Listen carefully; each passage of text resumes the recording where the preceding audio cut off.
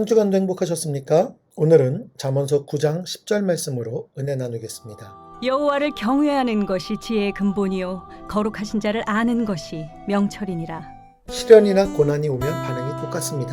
피하기를 원하고 빨리 끝나기를 원하고 벗어나기를 원한지요. 그런데 우리가 이런 시련 중에 또는 고난 중에 구할 것은 피하고 끝나고 벗어나는 것이 아니라 지혜와 믿음을 구해야 하는 겁니다. 지혜라는 것은 무엇이냐? 아는 것이죠. 의미를 알 때와 알지 못할 때에는 행동에 큰 차이를 보이게 되는 겁니다. 잠언서 9장 10절 말씀의 지혜는 하나님의 의도를 이해하는 것이라고 이야기를 하죠. 의도를 모르면 원망하고 불평하게 됩니다. 그러니까 이런 시련과 고난이 왜 내게 찾아왔느냐? 이 의도를 모르면 원망하고 불평합니다. 그래서 시련이 주는 깨우침을 다 놓치게 되는 거죠.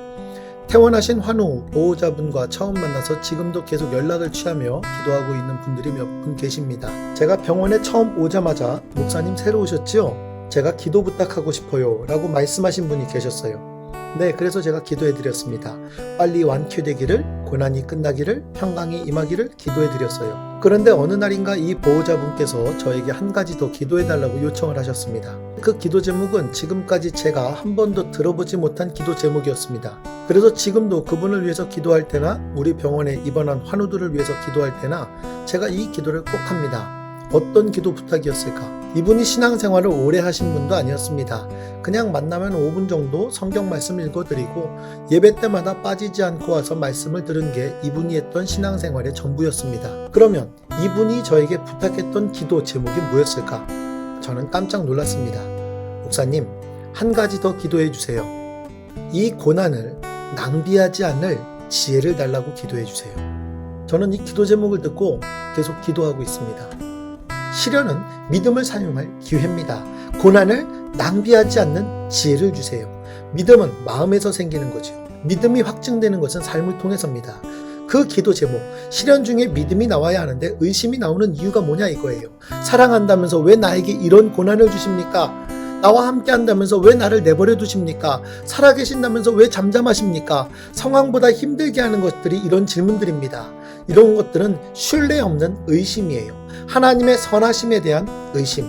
시련을 헛되게 만드는 겁니다. 시련과 고난 중에 의심하는 것은 낭비하는 거예요. 하나님의 선하심을 붙들지 않으면 아무것도 얻지 못합니다. 시련이나 고난이 오면 본능적으로 우리는 피하고 끝나고 벗어나는 것만 구합니다. 저도 그랬습니다. 저도 그랬어요. 그런데 이제부터 의도적으로라도 힘을 기울여서 고난 중에, 시련 중에 믿음을 붙드세요. 작은 차이 같지만 이 고난 중에 지혜를 잃지 않도록 기도해 주세요라는 그 기도 제목처럼 지혜와 믿음을 붙드는 사람은 승리자가 될 줄로 믿습니다. 세상의 판도를 뒤집는 하나님의 사람이 될 것입니다.